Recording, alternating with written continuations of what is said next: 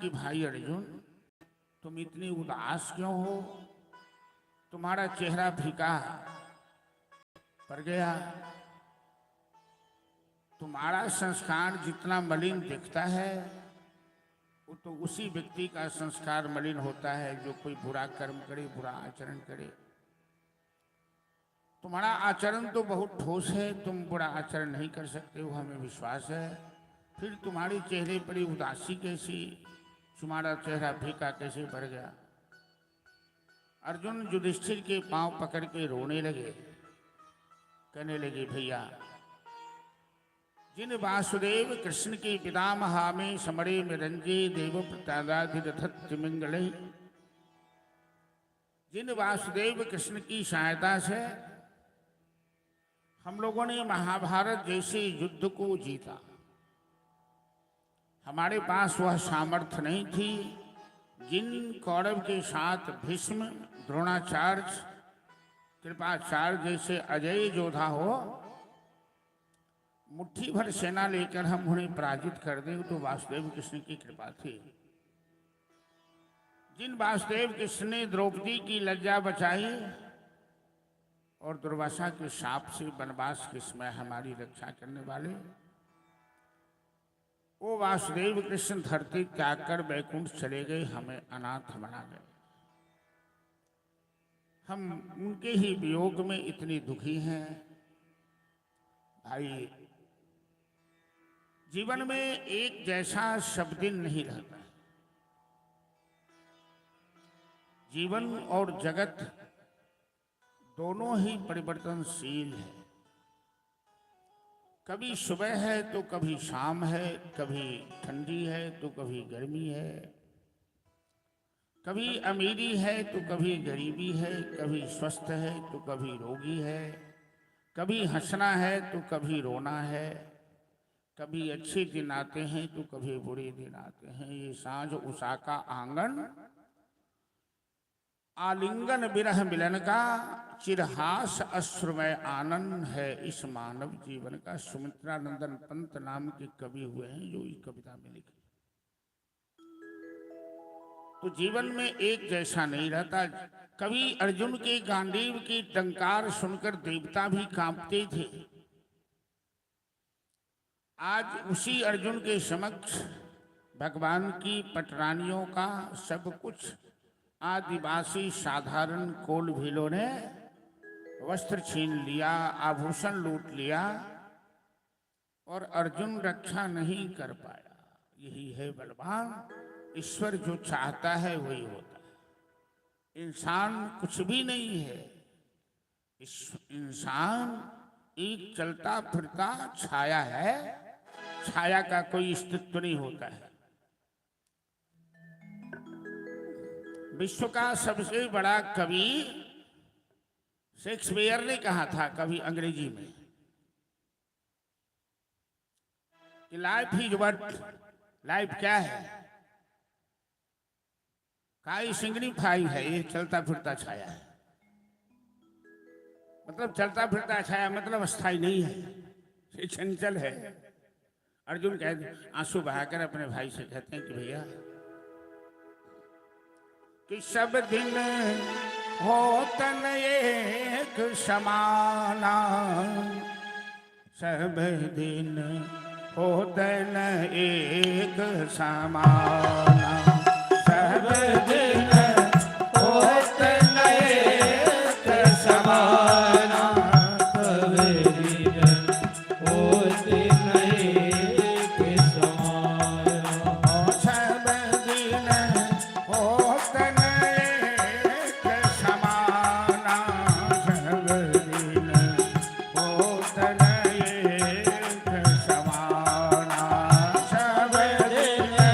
Oh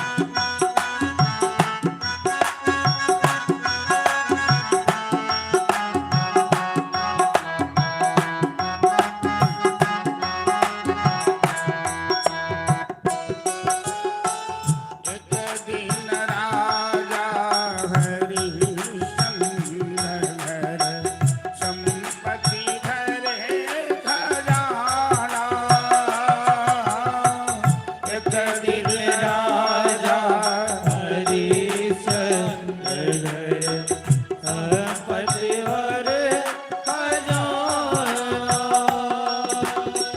एक दिन जाए डोम घर सेवक, एक दिन जाए डोम घर सेवक, पर घट करे बसाना, सब दिन होत लेख समाना। सब दिन होत न एक समाना, सब दिन होत न एक समाना। एक दिन दुल्हा बने राम जी, पुष्पक चढ़े विमाना। एक दिन दुल्हा बने राम जी, पुष्पक चढ़े विमाना। एक दिन सीता हरण भयो है, एक दिन सीता हरण भयो है, दशरथ जागल प्राणा। सब दिन होत लेख समाना। सब दिन होत न एक समाना, सब दिन होत न एक समाना।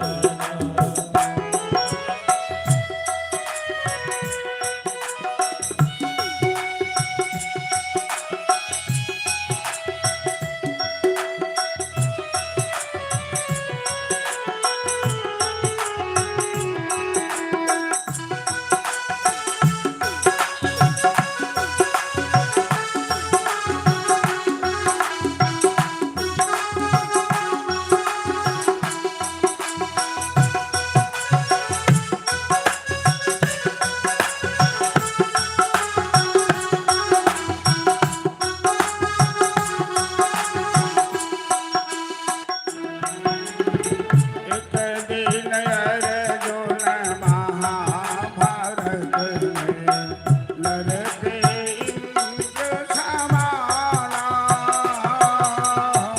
एक दिन अर्जुन महाभारत में लड़ते इंद्र समाना।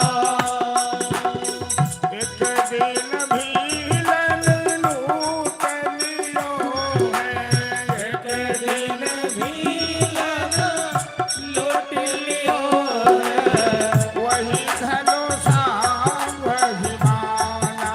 सब दिन होत लेख समाना। सब दिन होत न एक समाना, सब दिन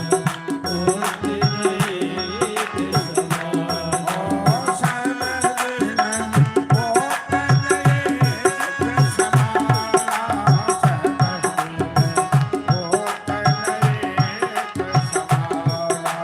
सब दिन होत न एक समाना, सब दिन होत न एक समाना। जय जय श्री श्री राम। राधे। ऑपरेटर साहब जरा इधर आइए। आए पीछे में आवाज सही नहीं है, थोड़ा कम है आवाज। उधर भी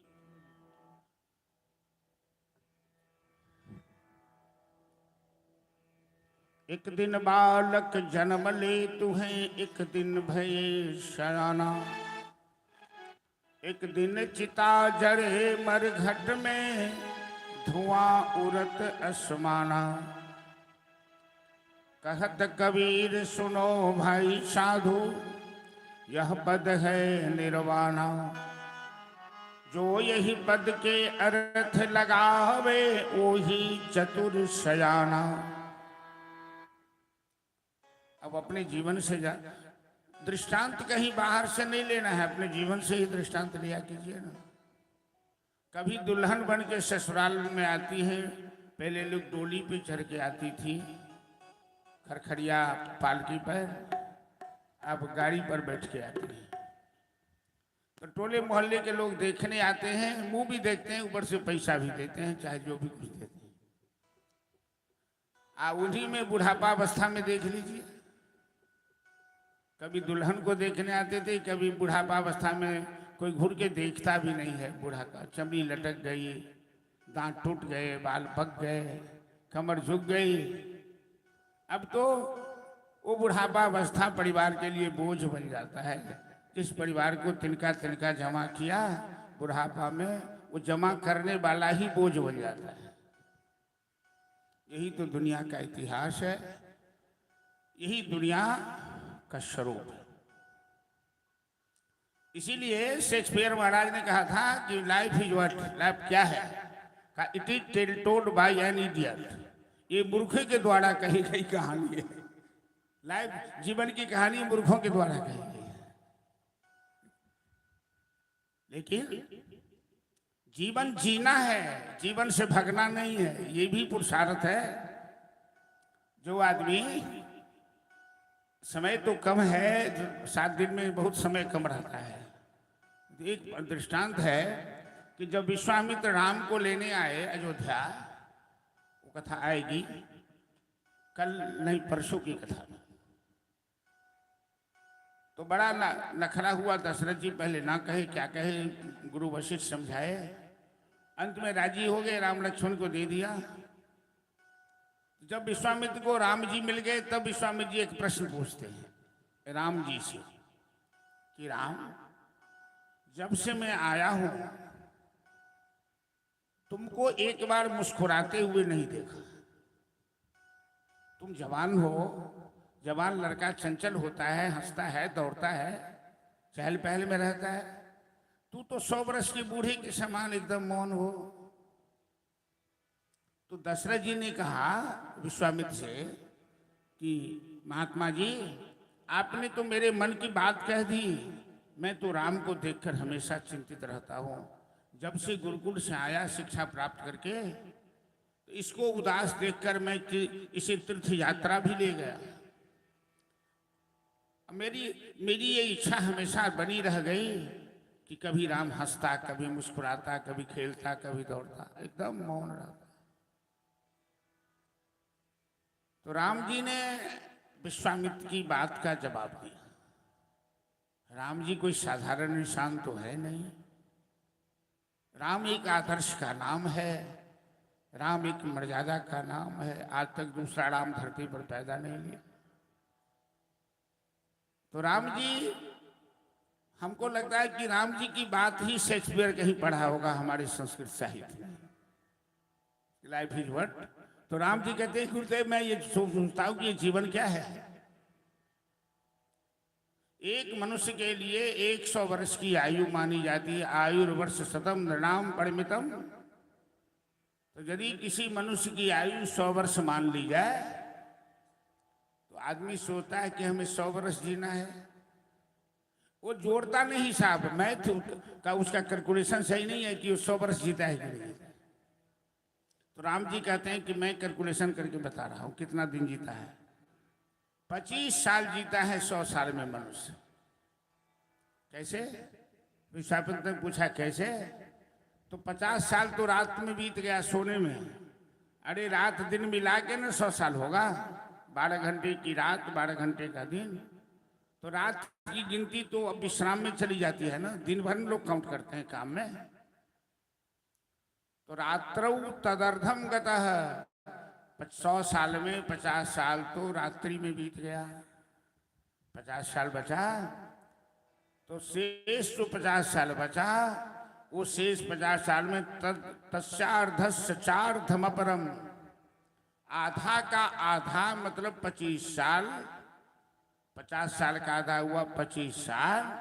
अब 25 साल का आधा हुआ 12.5 साल का। तो 12 साल बालापन में बीत गया ना। अरे बच्चे की आयु की काउंट होती है क्या? कहता लड़कपन खेल में खोया, जवानी नींद भर सोया, बुढ़ापा देख कर रोया। तो 12 साल बालापन में और एक्चुअली 12 साल बुढ़ापा माना गया है। जब आदमी शरीर से लाचार हो जाता है, बिस्तर पकड़ लेता है, पूर्णतः दूसरे के सहारे जीने लगता है, उसको कहते हैं बुढ़ापा। उसकी सीमा मानी गई है 12 साल। तो 12 साल बुढ़ापा में, 12 साल बालापन में, बालापन खेल कूद में, अब बुढ़ापा चिंता में बीत गया। बूढ़ा इंसान बैठे बैठे केवल चिंता करता है, कैसे जीवन बीतेगा, कौन सेवा करेगा, नहीं, ये सब बातें दिमाग में चलती है। तो 25 साल जो बचा, उस 25 साल में शादी विवाह करना है, बाल बच्चे पैदा करना है, उसको पढ़ाना लिखाना है, उसमें बीमारी भी आएगी, हॉस्पिटलाइज भी होना पड़ेगा। आदमी कितना दिन जिया ये सोचता ही नहीं है। तो राम जी कहते हैं कि एवं बाढ़ बुद्ध समह, पानी में जो बुलबुला होता है, बस मानव के जीवन का अस्तित्व। तो अंग्रेजी वाले यहाँ तो बैठी हुई शिक्षिका सब, उस शेक्सपियर जी का शब्द है सिग्निंग फाइल, मतलब चलता फिरता जो छाया है उसे कहते हैं। तो पानी का बुलबुला कभी स्थिर नहीं रहता है। विश्वामित्र जी राम की बात तो सुन लिए, और राम कह रहे हैं यथार्थ। जरा गौर कीजिए, ये अप्रासंगिक बात मैं कह रहा हूं। अभी हमें दूसरी कथा कहनी है, तीसरी कथा में चले, लेकिन कथा तो वही कहलाती है जो दृष्टांत उपदृष्टांत मिला करके कही जाए। विश्वामित्र जी कहते हैं राम, तुम जो कहते हो वो 100% सही कह रहे हो, लेकिन कहने की अवस्था सही नहीं है। जो बात तुम अभी करते हो वो बुढ़ापे अवस्था में की जाती है, अभी तुम जवान हो। राम जी ये कहना चाहते हैं कि जीवन में हमें कोई इंटरेस्ट नहीं है, हमें कुछ नहीं लेना देना है। और संसार में सभी आदमी यही बात कहने लगे तो हमें जीवन से कुछ नहीं लेना है, तो न कृषि होगी, न व्यापार होगा, न पढ़ाई होगी, न स्कूल चलेगा, न यूनिवर्सिटी चलेगी, सब बंद हो जाएगा। नहीं, अरे कुछ करना ही नहीं है तो क्या करना है, सब ठप हो जाएगा। तो भगवान ने इतनी मेहनत से जो दुनिया बनाई, बड़ी कारीगरी से दुनिया बनाए है भगवान, सबको उलझाने के लिए। सब मिलाकर के समाज है, एक आदमी से समाज नहीं चलता। कभी किसी से किसी को जरूरत है, किसी से किसी को जरूरत है, तब दुनिया चलती है। तो विश्वामित्र ने कहा राम, तुम्हारे प्रश्न का जवाब मैं यहाँ नहीं दूंगा, मैं अपने आश्रम में दूंगा। मैं तो तुम्हें यज्ञ की रक्षा के लिए ले चल रहा हूँ, और वहाँ मैं तुमसे पूछूंगा कि जीवन जीना जरूरी है या नहीं है। तुम कहते हो कि जीवन जीना जरूरी नहीं है, ये सब बेकार है। जब विश्वामित्र राम जी को लेके गए सिद्धाश्रम में और यज्ञ प्रारंभ हुआ, और तारकासुबाहु यज्ञशाला में आग लगा दिया, हड्डी फेंक दिया, यज्ञ विध्वंस कर दिया। राम जी पूछते हैं विश्वामित्र से, अब क्या करोगे? हम तो अच्छा काम कर रहे हैं, यज्ञ कर रहे हैं संसार के कल्याण के लिए। ये राक्षस सब नहीं समझते हैं, यज्ञशाला को विध्वंस कर दिया, आग लगा दिया, अब क्या करोगे? राम जी कहते हैं अब तो हमें लड़ना होगा। अर्थात जो कहते थे हमें लड़ना नहीं है, कहते हैं कि लड़ना होगा, इन राक्षसों का नाश करना होगा। तो राम जी ने शस्त्र पकड़ा। विश्वामित्र कहते हैं कि यही संसार है, ये सत्य असत्य की लड़ाई, धर्म अधर्म की लड़ाई, देव दानव की लड़ाई अनादिकाल से चलती आ रही है। और यही जीवन संघर्ष है, स्ट्रगल इज लाइफ है, संघर्ष ही जीवन। चलिए, तो 5 पांडव देखा कि भगवान कृष्ण धरती त्याग दिए, अर्थात कलयुग आ गया। युधिष्ठिर जैसे धर्मात्मा और सत्यवादी कलयुग में नहीं रह सकते, और कलयुग में रहेंगे तो उनको झूठ बोलना पड़ेगा। कैसे अच्छा है संसार त्याग दो। तो 5 पांडव उत्तर दिशा की ओर प्रस्थान किए। द्रौपदी के साथ कुंती माता ने शरीर त्याग दिया और सिंहासन पर परीक्षित को बैठा दिया। राजा परीक्षित अल्पकाल में 3 अश्वमेध यज्ञ किया। परीक्षित के जन्म के समय ही विद्वानों ने भविष्यवाणी की थी,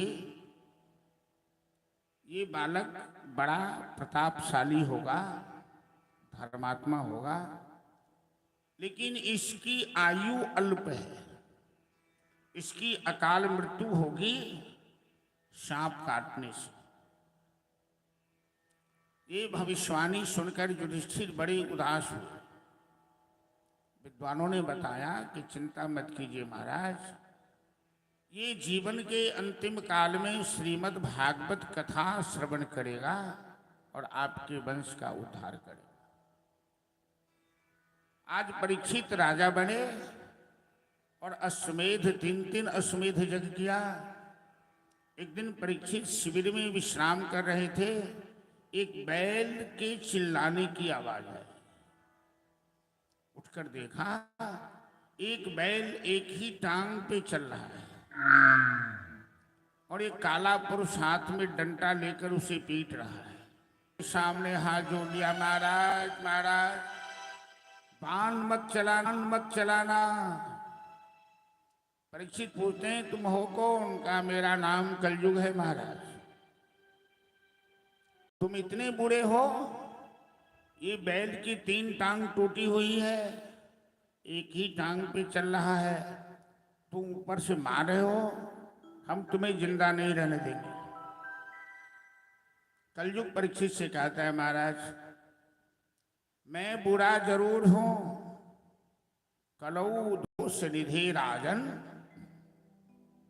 कलऊ दोष निधे राजन, अस्ति एको महान गुण, स्मरणादेव कृष्णस्य नरो मुंचेत बंधनात्। कलयुग कहता है परीक्षित से कि महाराज हम बुरा जरूर हैं, लेकिन न सतयुग में न त्रेता में न द्वापर। परीक्षित पूछते हैं कौन सी अच्छाई? कृते अध्यायते पुंसां त्रेताया, हरि नाम नहीं तो जीना क्या, हरि नाम नहीं तो जीना क्या, हरि नाम नहीं तो जीना क्या, हरि नाम नहीं तो जीना क्या। अमृत है हरि नाम जगत में, अमृत है हरि नाम जगत में, छाज विषय विष बीना क्या, हरि नाम नहीं तो जीना क्या, हरि नाम नहीं तो जीना क्या, हरि नाम नहीं तो जीना क्या, हरि नाम नहीं तो जीना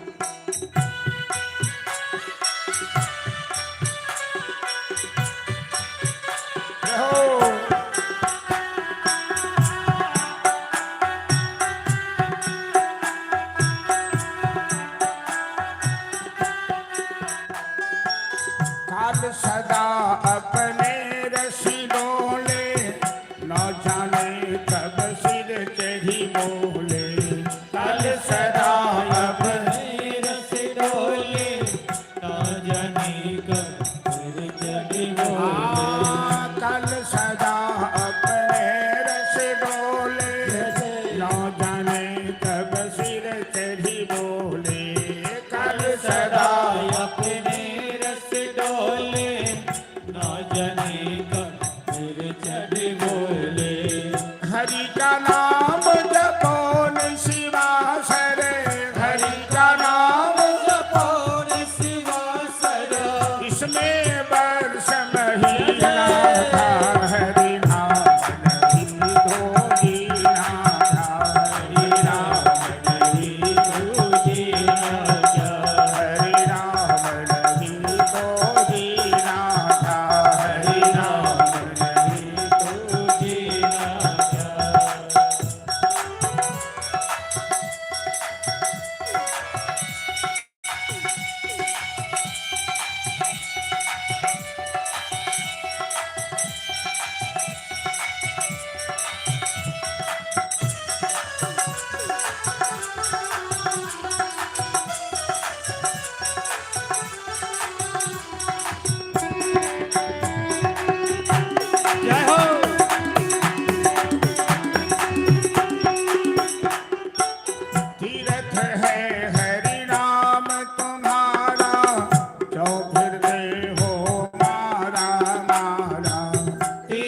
है हरि नाम तुम्हारा, क्यों फिरते हो मारा मारा। हाँ तीरथ है हरि नाम तुम्हारा, क्यों फिरते हो मारा मारा।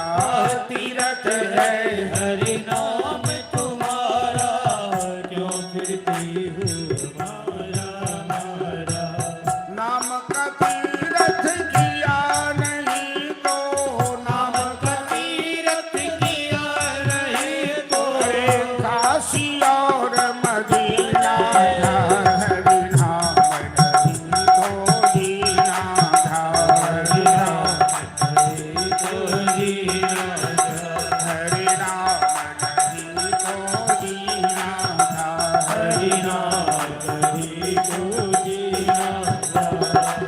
भूषण से सर्वयंग सजाए, जिह्वा से हरि नाम न गाए। भूषण से सब अंग सजाए, जिह्वा से हरि नाम न लाए।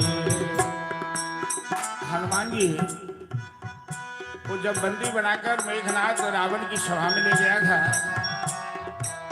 तो हनुमान जी रावण को कहते हैं कि रावण, तुम्हारा यश और प्रताप देखकर तो हमें आश्चर्य लगता है,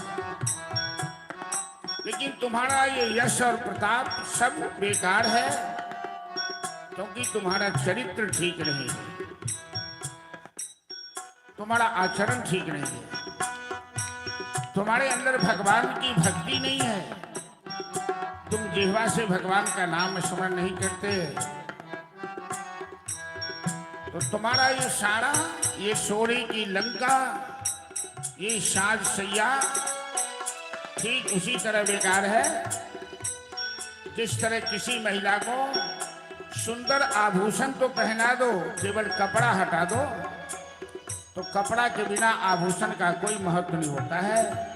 उसी तरह मानव के जीवन में चाहे कितना भी यश शोहरत हो जाए, लेकिन यदि धर्म नहीं है, परमात्मा की कृपा नहीं है, तो सब बेकार है। भूषण भूषण से सब अंग सजाए, जिह्वा से हरि नाम न गाए। भूषण से सब अंग सजाए, जिह्वा से हरि नाम न लाए। नाम का भूषण लिया नहीं तो, नाम का भूषण लिया नहीं तो, अरे कुंडल और नगीना था, हरि नाम नहीं तो जीना था। हरि नाम नहीं तो जीना था। हरि नाम नहीं तो जीना था। हरि नाम नहीं तो जीना था। अमृत है हरि नाम जगत में, अमृत है हरि नाम जगत में, सारी विषय विषय बेरा, हरि नाम नहीं तो जीना था। हरि नाम नहीं तो जीना था। हरि नाम नहीं तो जीना था। हरि नाम नहीं तो जीना था। जय जय श्री राधे। कलयुग में एक सबसे बड़ी सुविधा उपलब्ध है। कुछ कीजिए न कीजिए, तीर्थ नहीं कीजिए, व्रत नहीं कीजिए, दान नहीं कीजिए, स्नान भी नहीं कीजिए तो चलेगा, लेकिन प्रभु के नाम का कीर्तन करते रहिए। नाम संकीर्तनम यस्य सर्व पाप प्रणाशनम। भगवान के नाम की वो महिमा है कि जन्म जन्मांतर के पाप नष्ट हो जाते हैं केवल नाम संकीर्तन। ये कलयुग की विशेषता है। परीक्षित ने कलयुग पर दया की और 4 स्थान पे रहने का आदेश दिया, जहाँ मदिरापान होता हो, जहाँ लोग जुआ खेलता हो, जहाँ लोग हिंसा का काम करता हो और जहाँ वेश्यावृत्ति करता हो। कलयुग ने कहा महाराज ये चारों स्थान तो अपवित्र ही हैं, एक भी स्थान तो अच्छा रहने के लिए हमें आदेश दीजिए। राजा ने कहा एक स्थान अपने मन से ले लो। तो कलयुग ने स्वर्ण के अंदर, सोना के अंदर एक स्थान लिया। परीक्षित राजधानी आए दिग्विजय करके और आज अपने पूर्वजों का खजाना खोला। हमारे बाप दादा ने हमारे लिए क्या छोड़ा है। उस खजाने में एक सुंदर मुकुट मिला, हीरा जवाहरात जरा हुआ। ये जरासंध के माथे का मुकुट था। जरासंध मगध का राजा था, बड़ा बलवान और अत्याचारी राजा। जब भगवान ने भीमसेन के द्वारा जरासंध का वध करवाया, उसका राज उसके पुत्र को वापस कर दिया, लेकिन मुकुट भीम अपने बड़े भैया के लिए ले आए। जब युधिष्ठिर को पता लगा कि ये मुकुट जरासंध के माथे का है, युधिष्ठिर तो बड़े धर्मात्मा हैं, उन्होंने भीमसेन से कहा ये मुकुट नदी में जाकर प्रवाहित कर दे। अन्यायियों का धन अपने पास नहीं रखना चाहिए। अन्याय से उपार्जित लक्ष्मी 3 मास 3 पुस्त में अंत में ज्यादा से ज्यादा 3 पुस्त चलती है, समाप्त हो जाती है। लेकिन लालच बुरी बलाई मानी गई है। भीम मुकुट को फेंका नहीं, तिजोरी में छिपा कर रख दिया। और इस प्रसंग से हम लोगों के जीवन में एक और प्रेरणा प्राप्त होती है कि प्रायः हम लोग आने वाली पीढ़ियों के लिए क्या सोचते हैं। हम अपनी औलाद के लिए क्या छोड़ के जाएं? जमीन छोड़ के जाएं, मकान छोड़ के जाएं, बैंक बैलेंस बना के जाएं। आपको दिक्कत होती है तो कुर्सी पर बगल में बैठ जाइए, कोई बात नहीं है। और इसे करवट बदल के भी बैठ सकते हैं, आप तो करवट ले ही रहे हैं। तो क्या छोड़ के जाए? प्रायः गार्जियन वर्ग, माता पिता सोचते हैं कि इतना कमा के दे दूंगा कि हमारी औलाद को कुछ नहीं करना पड़े, निकम्मा हो जाए। नहीं, कुछ नहीं करना पड़े मतलब निकम्मा हो जाए। शास्त्र कहता है कि औलाद के लिए धन की चिंता मत करो, औलाद के लिए संस्कार की चिंता करो। कुछ नहीं दोगे, संस्कार दोगे, वो कमा लेगा। और कितनी भी दौलत दोगे या संस्कार नहीं दोगे तो गमा देगा। आज वही मुकुट परीक्षित के विनाश का कारण बनने जा रहा है। वो अन्यायियों का मुकुट है। मुकुट धारण कर गए शिकार के लिए। भादो महीना गर्मी का समय था, जंगल में प्यास लगी। एक महात्मा का आश्रम था समीक ऋषि का बगल में। परीक्षित आश्रम में गए, पानी मांगने लगे जोर जोर से चिल्लाकर। आश्रम में कोई नहीं था, एक महात्मा जी थे जो ध्यानावस्था में थे, ब्रह्म के चिंतन में लगे थे। और जब ऋषि मुनियों की समाधि लग जाती तो बाहर की बात उन्हें सुनाई नहीं देती। परीक्षित तो 2 बार 4 बार चिल्लाए कि मुझे पानी पिलाओ, मुझे पानी पिलाओ। कोई जवाब नहीं आई। आंख मुने देखा बैठे एक महात्मा को, बगल में एक मरा हुआ सांप पड़ा हुआ था। धनुष की नोक से सांप उठाकर परीक्षित उस ऋषि के गले में डाल दिया। जैसे माला डालते हैं वैसे सांप डाल दिया।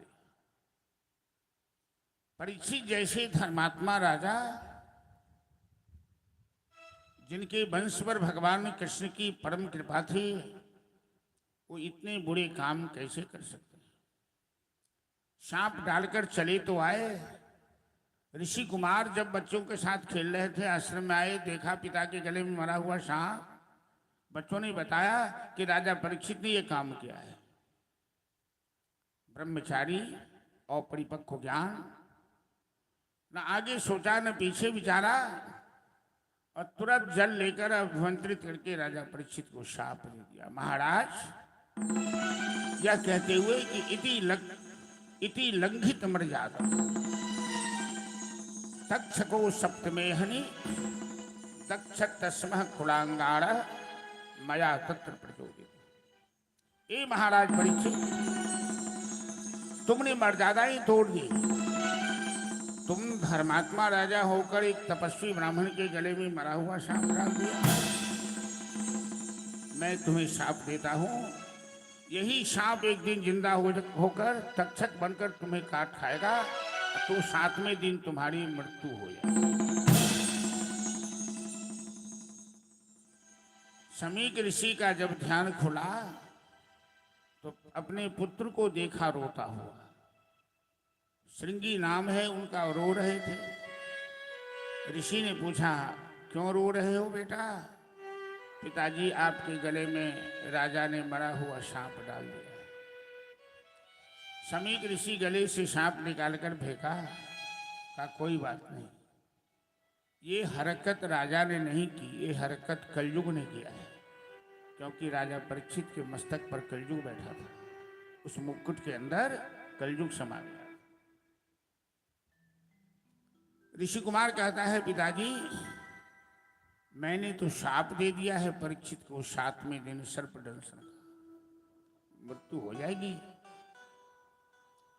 शमीक ऋषि बड़े आवेश में आ गए, ये तुमने क्या किया नादान? तुम जानते हो कि वो धर्मात्मा राजा है, वैसा राजा धरती पर बार बार होता नहीं। और राजा यदि शक्तिशाली न हो, धर्मात्मा न हो, तो प्रजाओं को कष्ट होता है। तुमने धरती को अनाथ कर दिया। ब्राह्मण तपस्या करते हैं धरती के कल्याण के लिए, विनाश के लिए नहीं। तुरंत शमीक ऋषि के शिष्यों ने जाकर राजा परीक्षित को सूचना दी, और परीक्षित जैसे सर से मुकुट नीचे किए तो आसमान से जमीन पर गिरे। अब वो होश में आए कि मैंने क्या किया। मैंने एक तपस्वी ब्राह्मण के गले में मरा हुआ सांप डाला, इसका मतलब है कि मेरे जीवन में कोई दुर्घटना होने वाली है। कोई आदमी किसी संत महात्मा ऋषि मुनि को कष्ट दे बार बार, तो समझिए कि उसके जीवन में विनाश होने वाला है। रावण ने क्या किया? ऋषि मुनियों का खून लेना शुरू किया, तो सोने की लंका ध्वस्त हो गई। कभी भी मनुष्य को अहंकार में आकर सीमा पार नहीं करना चाहिए।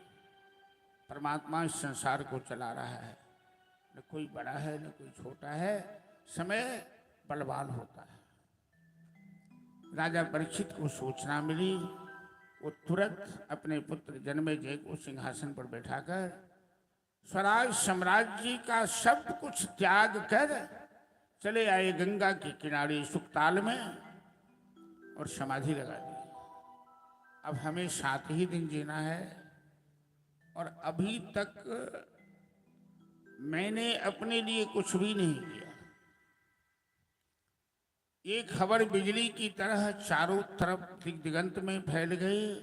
पूरे देश के बड़े बड़े ज्ञानी ध्यानी संत महात्मा ऋषि मुनि सब इकट्ठे होने लगे, खचाखच भीड़ लग गई।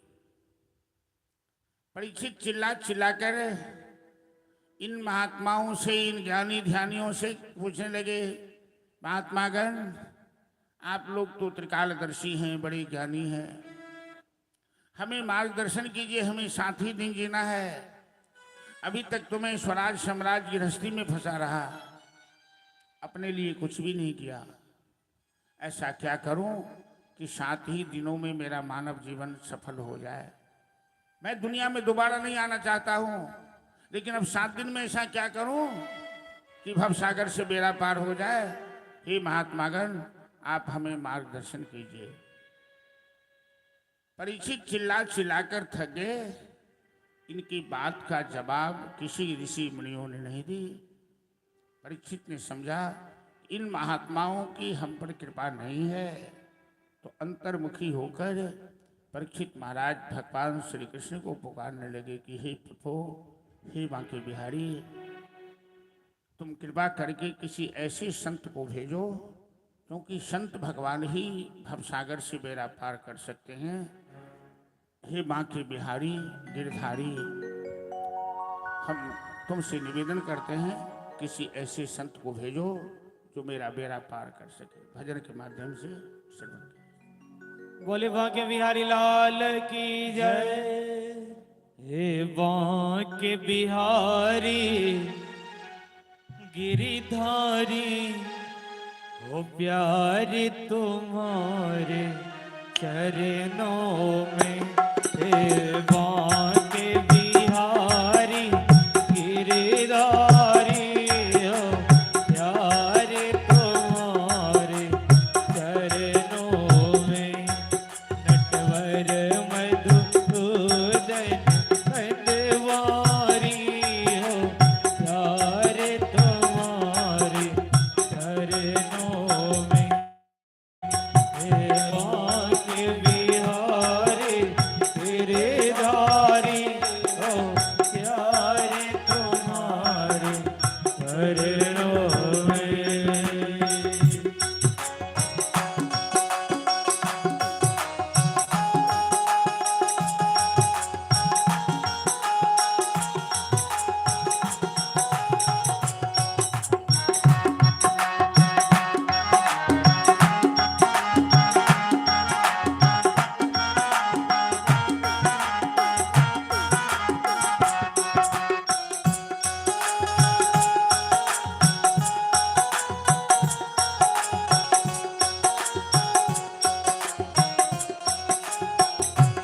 मैं जग से ऊब चुका मोहन, कब काटोगे भव का बंधन।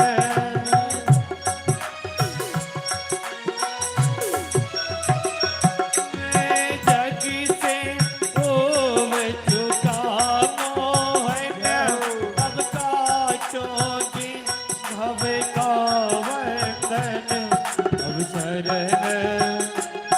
अब शरण तिहारी बंदवारी हो प्यार तुम्हारे चरणों में।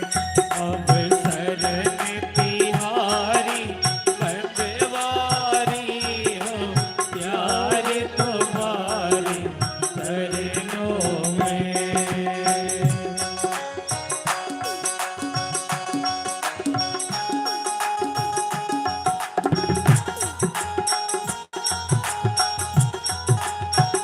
जय हो हरि बोल।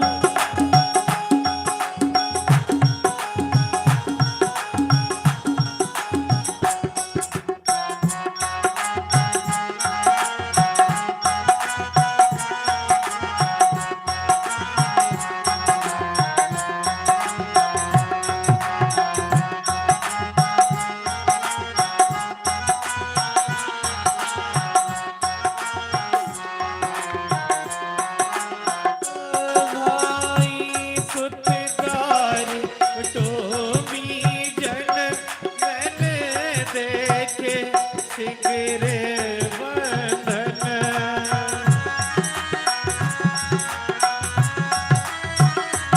भाई सुतदार टोपी जन मैंने देखे सिगरे बंधन।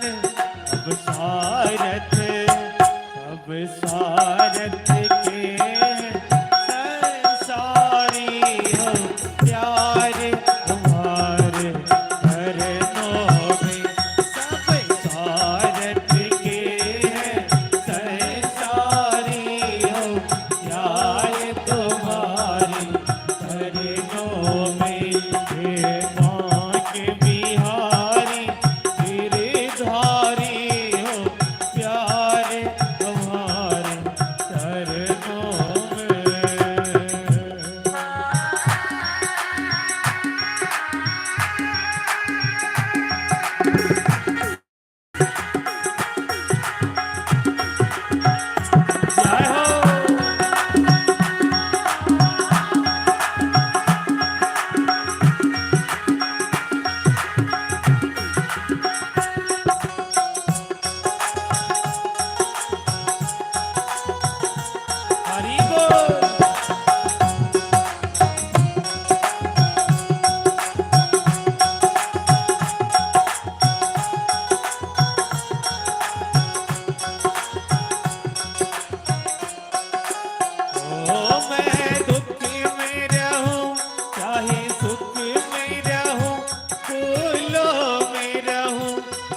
बाटों में रहो,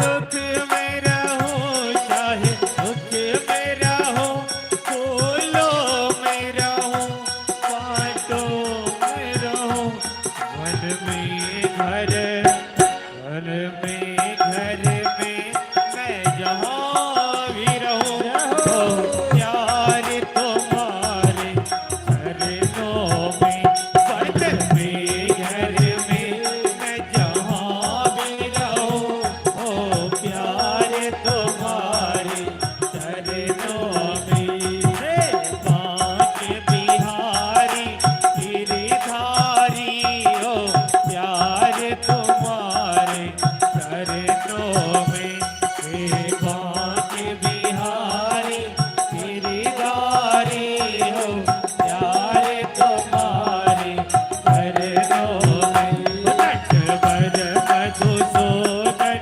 पटवारी हो, प्यार तुम्हारे चरणों में, नटवर मधुसूदन पटवारी हो, प्यार तुम्हारे चरणों में, ओ प्यार तुम्हारे चरणों में, ओ प्यार तुम्हारे चरणों में। जय जय श्री राधे। तत्रा भवत भगवन् व्यासपुत्रः अदृक्षगाम् अट्टवानो न पृच्छः अलक्षलिङ्गः निजलावतुष्टः वृतैस्त्रिबालो अवधूतवेशः। जैसे परीक्षित ने भगवान से पुकार लगाई, उनकी प्रेरणा से रमता जोगी बहता पानी, कल जिनकी चर्चा कर चुके हैं व्यासपुत्र सुखदेव जी, जो स्वयं महादेव के अवतार हैं, जो 16 साल मां के गर्भ में ही रह गए, जो जन्म लेते सीधे जंगल का रास्ता पकड़ा, ऐसे परमहंस हैं। एक लंगोटी मात्र धारण किए हुए, श्याम वर्ण है, लंबी भुजा, लंबे बाल, चेहरा पर दिव्य कांति। और सुखदेव जी ऐसे हैं जिनको स्त्री और पुरुष में भेद क्या होता है ये भी पता नहीं। जब सुखदेव जी भागे जा रहे थे तो पीछे पीछे उनके पिताजी जा रहे थे। रास्ते के किनारे एक तालाब था जहां महिलाएं सब स्नान कर रही थी वस्त्र हटाकर। सुखदेव जी गए, महिला सब स्नान कर रही थी, कोई परवाह नहीं। जब पीछे से व्यास जी आए तो सभी महिला जल्दी जल्दी वस्त्र से अपने शरीर को ढक लिया। व्यास जी बुढ़ापे अवस्था में, व्यास जी पूछते हैं महिलाओं से कि मेरे जैसे बुढ़ा को देखकर तुम लोगों ने शरीर पे वस्त्र रख लिया, अब मेरा बेटा तो जवान था, वो जा रहा था, उसको देखकर कोई शर्म नहीं आई? तो महिलाओं ने कहा कि आपके पुत्र में कोई विकार ही नहीं है, वो तो समझता भी नहीं है कि स्त्री में और पुरुष में भेद क्या होता है, और आप तो दुनियादारी जानते हैं, आपके मन में विकार है, इसलिए हमने अपने शरीर को ढक लिया। ऐसे परमहंस सुखदेव जी परीक्षित की पुकार से वहां प्रकट हो जाते। बोल सुखदेव भगवान की, गुरुदेव भगवान की।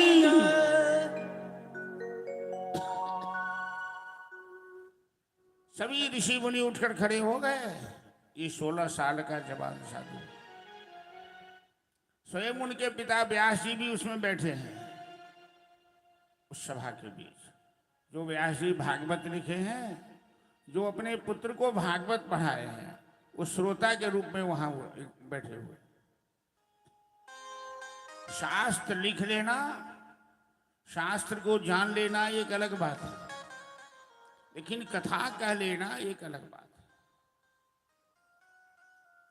भगवान की कृपा से श्यामा मंदिर में साल में एक बार कथा होती है, तो वहाँ यूनिवर्सिटी के प्रोफेसर सब भी आते हैं, बैठते हैं, सुनते हैं। बड़े बड़े विद्वान सब हैं। लेकिन वो विद्वान होकर भी वहां कथा सुनते हैं, क्योंकि कथा एक अलग चीज है।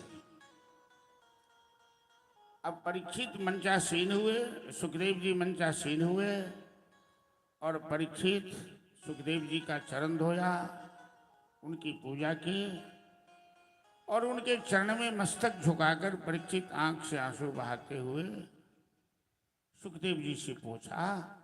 अब हम लोग भागवत की मूल कथा में प्रवेश कर रहे हैं, और पहला प्रश्न सुखदेव जी से परीक्षित जी पूछ रहे हैं कि अतः पृच्छामि संसिद्धिं योगीनां परमं गुरो पुरुषस्येह यत् कार्यं म्रियमाणस्य सर्वथा। ये भागवत का पहला प्रश्न है। परीक्षित ने क्या पूछा कि हे परम गुरुदेव, मैं आपसे ये पूछना चाहता हूं कि मरने वाले मनुष्य को क्या करना चाहिए। किम छोतव्यम किम जाप्यम किम स्मर्तव्यम द्रविपमा। मरने वाले मनुष्य को क्या सोचना चाहिए, क्या जपना चाहिए, क्या करना चाहिए। प्रश्न सुनते ही सुखदेव जी जवाब देते हैं तुरंत कि बड़ी आन ए सते प्रश्न कृतो लोकहितम नृप आत्मविद संवित पुंसा श्रोतव्यादीयत्परः। महाराज परीक्षित, तुम्हारा प्रश्न अति उत्तम है। क्यों उत्तम क्यों कहा? कि तुमने अपने लिए प्रश्न नहीं पूछा कि मैं मरने वाला हूं, हमें क्या करना चाहिए। ध्रुवम जन्म मृतस्य, ध्रुवम जन्म मृतस्य। संसार में जो जन्म लिया है सबको मरना पड़ेगा। कोई इस धरती पर हमेशा के लिए रहने नहीं आया। यदि कोई ऐसे सज्जन भक्त इस पंडाल में हो जो नहीं मरने वाले हो, स्त्री पुरुष में से, तो जरा हाथ उठाइए। तो जो नहीं मरने वाले हो, एक भी हाथ नहीं उठ रहा है। इसका मतलब सबको मालूम है कि हम मरने वाले हैं। अरे जब मालूम है मरने वाले हो तो फिर बेईमानी क्यों करते हो, झूठ क्यों बोलते हो, 2 नंबर का धंधा क्यों करते हो। जब मरना है तो 1 नंबर का धंधा करके मरो ना, जो जमराज नहीं घसीट के ले जाएगा। 2 नंबर करोगे तो जमराज घसीटेगा, 1 नंबर करोगे तो परमात्मा के दूत आएंगे, जैसे धुंधकारी जैसे पापी को ले गए तुम्हें भी उठा कर ले जाए। सुखदेव जी कहते हैं महाराज बड़ी से श्रोतव्यादि निराजेंद्र निराम संत शास्त्र। तुमने पूछा मरने वाले को क्या क्या सोचना चाहिए, तो सोचने के लिए जीवन में 1-2 विषय है क्या।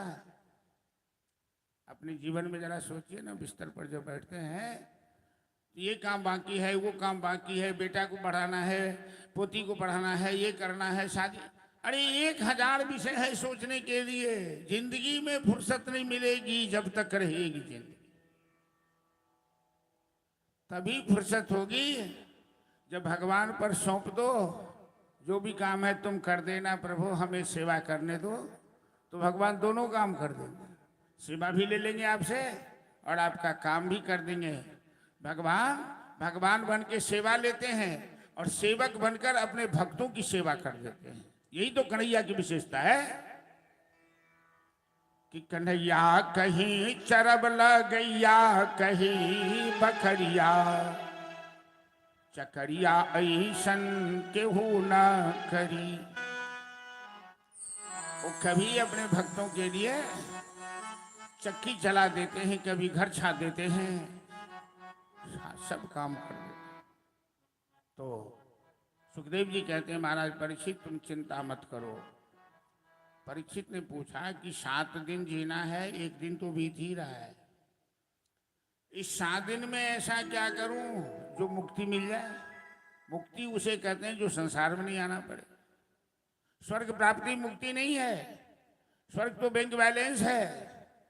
जो आपने बैंक में रुपया जमा किया, निकाल के खर्च किया, जो आपने पुण्य की पूंजी कमाई, स्वर्ग में जाकर भोगा, फिर नीचे आ गया। भगवान की शरणागति ही मुक्ति है। तो परीक्षित सुखदेव जी कहते हैं, महाराज परीक्षित, अरे सूर्य वंश में एक राजा हुए हैं, दिलीप के पिता, रघु के पिता, राम के पिता कौन थे? दशरथ। दशरथ के पिता औज, औज के पिता रघु, और रघु के पिता दिलीप, दिलीप के पिता थे खटवांग महाराज। उन्हें देवता गए थे देवता की सहायता करने स्वर्ग, तो देवताओं से पूछा कि हमें हमारी आयु अब कितनी है? तो देवताओं ने कहा आपकी आयु 2 मुहूर्त है, 24 मिनट का एक मुहूर्त होता है, तो 48 मिनट, मतलब 1 घंटा में भी कम, इतनी ही देर जीना है।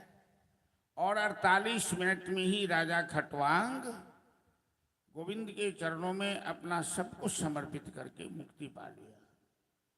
तो तेरे पास तो 7 दिन है, बहुत है। मैं तुम्हें सप्ताह भागवत सुनाने जा रहा हूं, तुम ध्यान से सुनो। कितना बड़ा निर्णय ले रहे हैं सुखदेव जी, बताइए जरा। आज के युग में यदि किसी को सांप काट दे तुरंत हॉस्पिटल दौड़ता है कि नहीं? ये चक्रवर्ती सम्राट है, सांप काटा नहीं है, काटने वाला है। और उस समय में भागवत कथा सुनाने लगे, क्यों? जो मरने वाले हैं उनकी इच्छा है कथा सुनने की, उनकी इच्छा हॉस्पिटल जाने की नहीं है। क्योंकि उसी समय देवता आ गए अमृत कुंभ लेकर, अमृत कलश लेकर। कहा महाराज चिंता मत कीजिए, हम राजा को अमृत पिला देते हैं, सांप काटने से भी नहीं मरेंगे, लेकिन बदले में हमें भागवत कथा दे दीजिए। एवं विनमयो जातो सुधाराज्ञम प्रपीयताम, हम अमृत पिला देते हैं, हमें भागवत दे दीजिए। परीक्षित कहते हैं नहीं नहीं, हमें अमृत नहीं चाहिए, हमें भागवतामृत चाहिए, भागवत की कथा चाहिए। क्यों? देवता ने पूछा क्यों? इसलिए कि अमृत लंबा जीवन तो दे देगा, लेकिन गोविंद के चरणों की प्राप्ति तो भागवत ही करा सकता है, अमृत नहीं। हमें जीने का शौक नहीं है, ना हमें मृत्यु से भय है। हमें एक ही चीज का भय है कि भगवान की शरणागति प्राप्त होगी कि नहीं। अभी तक मैंने ऐसा कुछ नहीं किया है। देवता चले गए और सुखदेव जी राजा परीक्षित को भागवत सुनाने लगे। परीक्षित बड़े तल्लीन होकर भगवान के चरणों में ध्यान समर्पित करके कथा सुनने लगे। सबसे पहले शुकाचार्य ने परम संत विदुर जी का चरित्र सुनाया। पहले ब्रह्मांड की कथा सुनाने तो लगे 2-4 अध्याय तक, लेकिन परीक्षित का ध्यान कथा में निमग्न नहीं हो रहा था। व्यास, कोई भी व्यास मंच पर बैठकर जब कथा करते हैं, उन्हें श्रोताओं का भी आभास होना चाहिए कि हम कैसे परिवेश में कथा कर रहे हैं। जहां छंद, रस, अलंकार और फिलॉसफी की बात समझने वाले नहीं हो, आप वैसे परिवेश में वैसे श्रोताओं के बीच यदि छंद, रस, अलंकार की चर्चा करने लगो, लोगों की समझ में बात नहीं आएगी। कथा में राजनीति की बात मत करो, ज्यादा दुनियादारी की बात मत करो। कथा तो भगवान की कथा है, गोविंद की कथा है, ठाकुर की कथा है।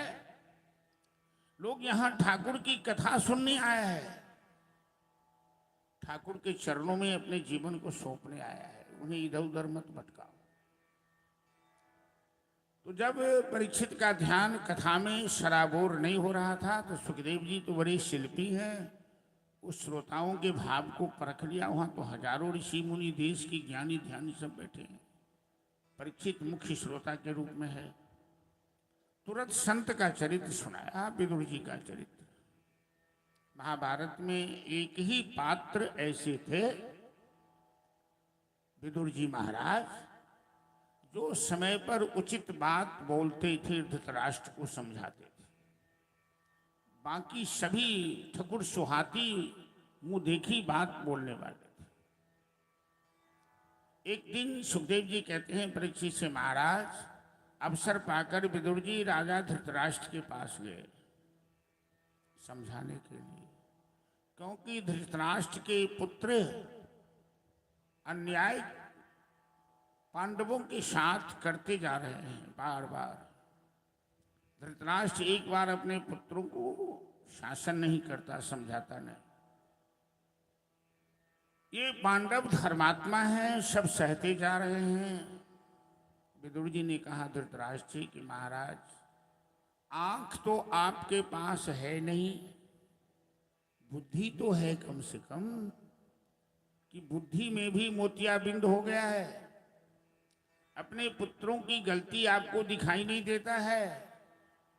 ये धर्मात्मा पांडवों के साथ आपके पुत्र क्या क्या कर रहे हैं आप नहीं जानते, इसका परिणाम क्या होगा। मैं तो ये कहता हूं महाराज, 4 तरह के पुत्र में एक शत्रु पुत्र बन के आता है बदला लेने, एक महाजन पुत्र बन के आता है कर्जा सोलने, एक मित्र आता है, एक सेवक आता है। दुर्योधन आपका शत्रु पुत्र है, आपके वंश को नाश करने आया है। आप सावधान हो जाइए। आज तो आप ठीक कहते हैं विदुर जी, लेकिन मैं दुर्योधन को कुछ नहीं कर सकता। ऐसे पिता का नाम ही धृतराष्ट्र है जिसे अपनी संतान की गलती नहीं दिखाई देती। गलती संतान करे तो माता पिता का धर्म बनता है शासन करना।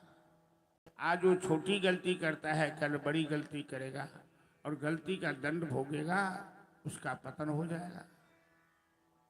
विदुर जी चले आए निराश होकर, लेकिन अहंकारी मूर्ख दुर्योधन विदुर जैसे संत जो नीति के महान पंडित हैं, भगवान कृष्ण भी विदुर का आदर करते थे, ऐसे संत को सभा में बुलाया पापी दुर्योधन और अपमानित किया अपशब्दों के द्वारा। दासी पुत्र कहीं का, शूद्र कहीं का, मेरा नमक खाकर मेरे पिता को मेरे खिलाफ भड़का रहा था, निकल जा मेरी सभा से बाहर। सुखदेव जी राजा परीक्षित से कथा सुनाते हुए कहते हैं कि राजन, विदुर जी तो तपस्वी थे। यदि वो क्रोध करते और आंख खोल देते तो दुर्योधन भस्म हो जाता। ऐसे तपस्वी हैं विदुर जी। लेकिन संत कभी किसी का अहित नहीं करते। संत अपमान के बदले अपमान नहीं, अपमान के बदले भी सम्मान ही देते हैं। विदुर जी ने सोचा कि भगवान की यही कृपा है कि हमें अपमानित होना है सभा में, और इसी बहाने भगवान मेरा हित तो कर रहे हैं। इसी तरह विदुर जी के चरित्र से हम लोगों को जीवन में यही प्रेरणा लेनी है कि भगवान कभी अहित नहीं करते। यदि आपके जीवन में कोई दुर्घटना होती है तो समझिए कि भगवान इस दुर्घटना के माध्यम से आपका हित करना चाहते। जैसे डॉक्टर पेट चीरकर ऑपरेशन करता है तो डॉक्टर को किसी से दुश्मनी होती है क्या? वो तो आपकी बीमारी को ठीक करने के लिए ऑपरेशन करता है। भगवान ऑपरेशन करते हैं। विदुर जी ने भगवान को प्रणाम किया, हे ठाकुर, हे गोविंद, तुम तो बड़े दयालु हो।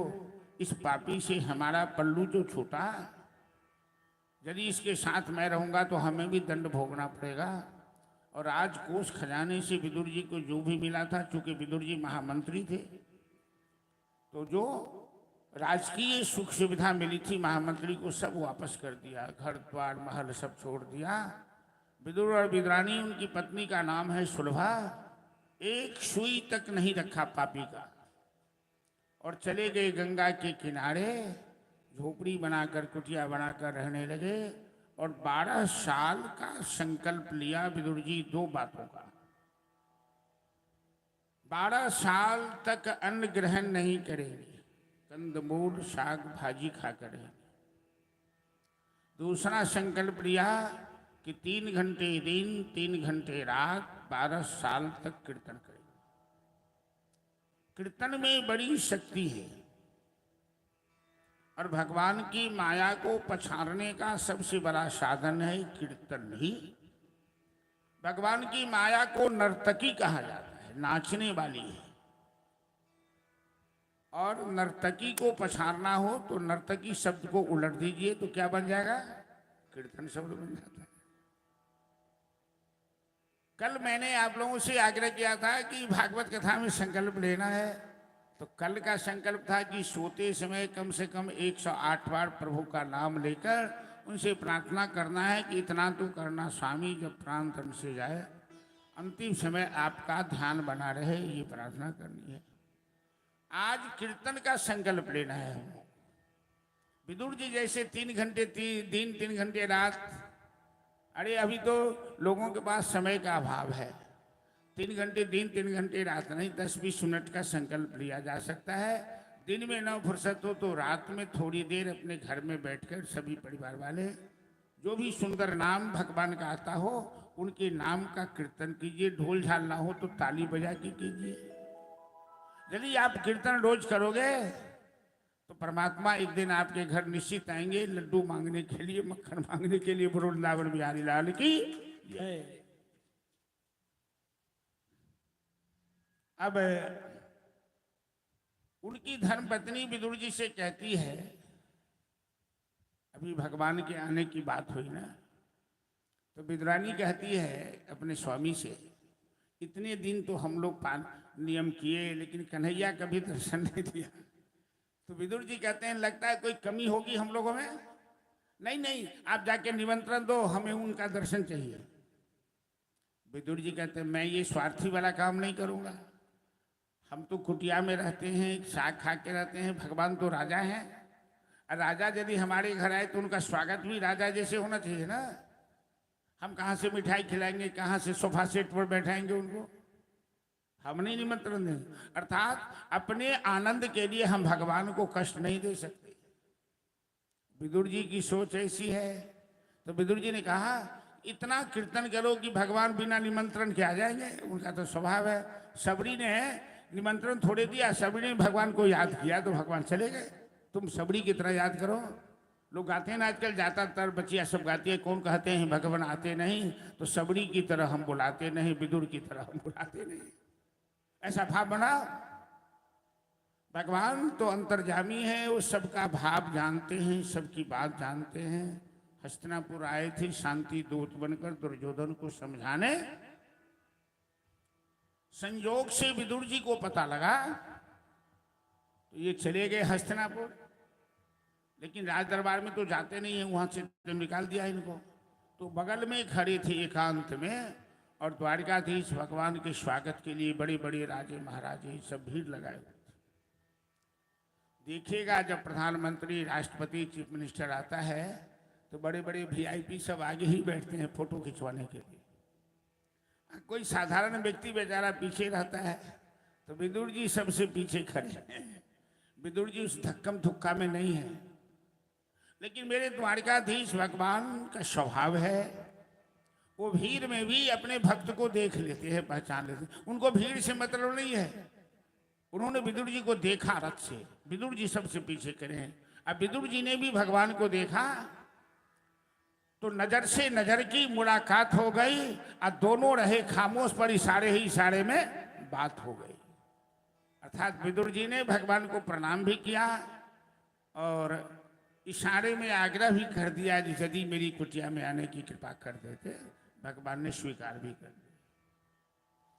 चले आए, वहां तो बात बनी नहीं। विदुर जी पहले आए, दरवाजा बंद करके अपनी पत्नी से कहते हैं चलो कीर्तन करते हैं, आज लगता है कि द्वारकाधीश आने वाले हैं, बड़ी खुशी हो रही है।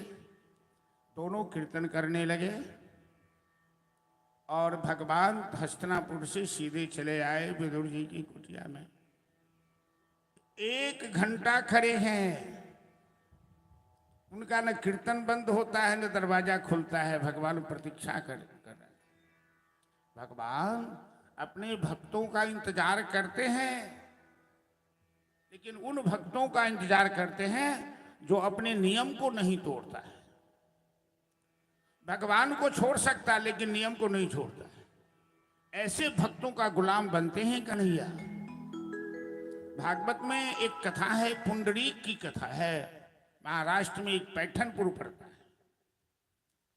एक पुंडरीक नाम का व्यक्ति माता पिता का परम भक्त था। उनके पिताजी बीमार थे और बहुत सेवा कर रहे थे।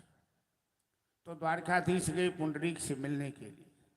तो बाहर खड़े हैं, किसी ने कहा, ए पुंडरीक, अरे द्वारकाधीश भगवान खड़े हैं, कहाँ हो, दौड़ो दौड़ो। तो पुंडरीक ने अंदर से आवाज दिया, एक ईंटा फेंकते हुए, बोलो उसको ईंटा पर खड़ा रहने के लिए। हम अभी पिताजी को स्नान करवा रहे हैं, दवाई खिलाने। उस आदमी ने कहा, तुम कैसे बेवकूफ हो, अरे पिताजी की सेवा बाद में कर लेना, पहले भगवान से तो मिलो। पुंडरीक कहता है, नहीं नहीं, पिताजी की सेवा छोड़ दूंगा तो भगवान चले जाएंगे, और पिताजी की सेवा नहीं छोड़ूंगा तो भगवान जा नहीं सकते, उनको खड़ा रहना पड़ेगा। पिताजी की सेवा से खुश होकर ही तो भगवान आए हैं मेरे पास, वो सेवा मैं नहीं छोड़ सकता। जैसे आपकी नौकरी है तो ड्यूटी ही आपका भगवान है। आप ईमानदारी से ड्यूटी करोगे तो भगवान खुश रहेंगे। ड्यूटी से चोरी करके भगवान के सामने ज्यादा नाटक करोगे तो भगवान कहेंगे हमको ठग रहा है। तो अपना कर्तव्य ही सबसे बड़ी पूजा होती है। भगवान 1 घंटे से खड़े हैं, विदुर जी का कीर्तन चल रहा है। श्रीमन नारायण नारायण नारायण श्रीमन नारायण नारायण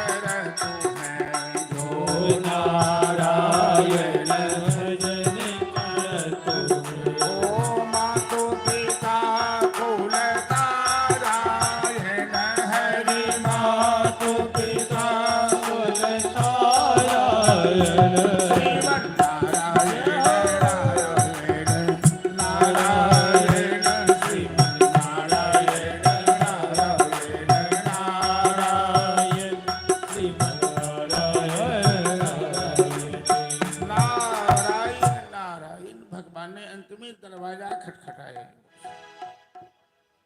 विदुर जी दरवाजा खोले, कन्हैया अंदर गए। कभी कभी जीवन में प्रेम का वह परिवेश, वह परिस्थिति आती है कि मनुष्य को अपनी आंख पर, अपने आप पर विश्वास नहीं होता। विदुर विदुरानी ऐसे भाव विभोर हो गए, बाबरे बन गए, ऐसे दीवानगी आ गई, पागलपन चढ़ गया। और जब भगवान से भक्तों के दिल में प्रेम का आधिक्य हो जाए तो व्यवहार समाप्त हो जाता है। हमें किस नियम से चलना है, कैसे भोग लगाना है, सब कुछ समाप्त हो जाता है।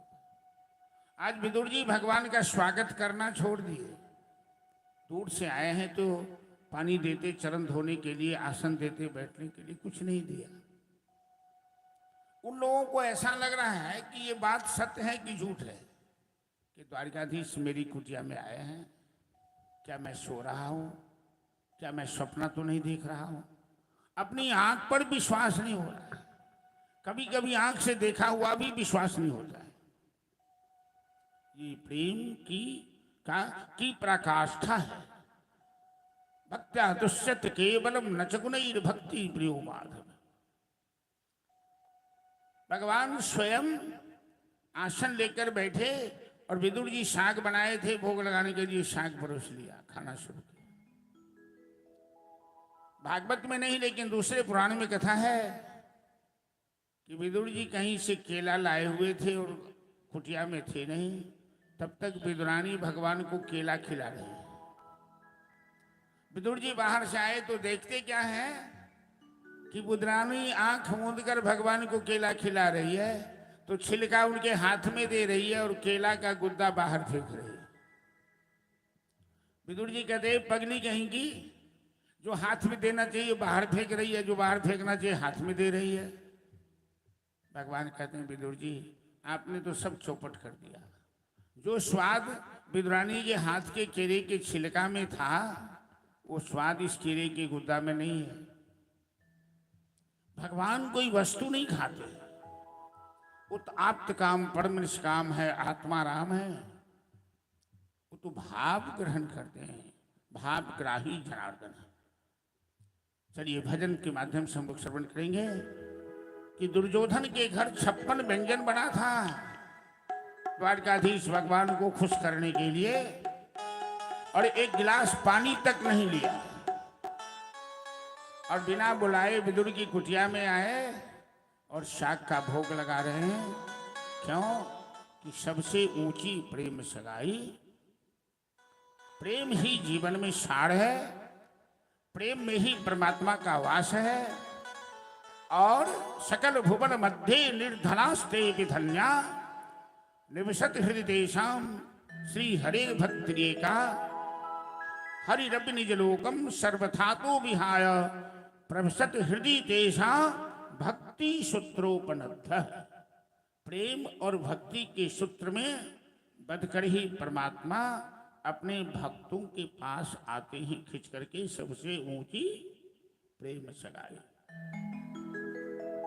बोले भक्त वत्सल भगवान की जय। दुर्योधन घर में वो त्यागे साग विदुर घर खाई हमारे प्रभु, साग विदुर घर खाई कब से ऊंची प्रेम सगाई, कब से ऊंची प्रेम सगाई। दुर्योधन घर में वास त्यागे, दुर्योधन घर में वास त्यागे साग विदुर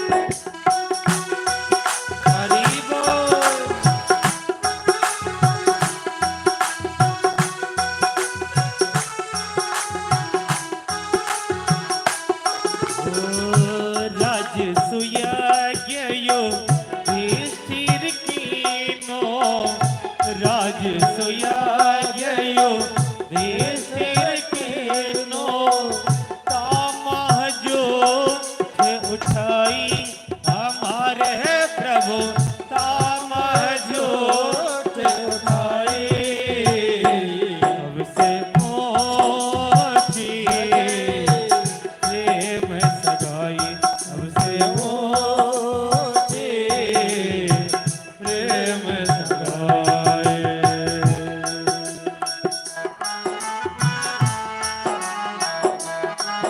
श्री राधे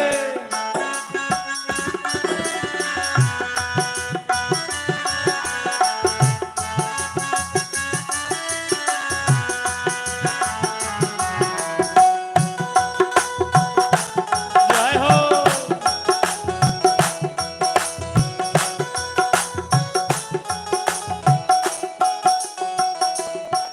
शुर क्रूर इस लायक नाही शुर क्रूर इस लायक नाही कहाँ लग करो बराई हमारे प्रभु कहाँ लग करो बराई सबसे मोची प्रेम सगाई सबसे मोची प्रेम सगाई दुर्योधन घर में बात्या के दुर्योधन घर में बात्या के साग विदुर घर खाई हमारे प्रभु साग विदुर घर खाए अब से मोचे प्रेम सगाई अब से मोचे प्रेम सगाई अब से मोचे प्रेम सगाई अब से मोचे प्रेम सगाई जय जय श्री राधे। इसलिए भगवान के सामने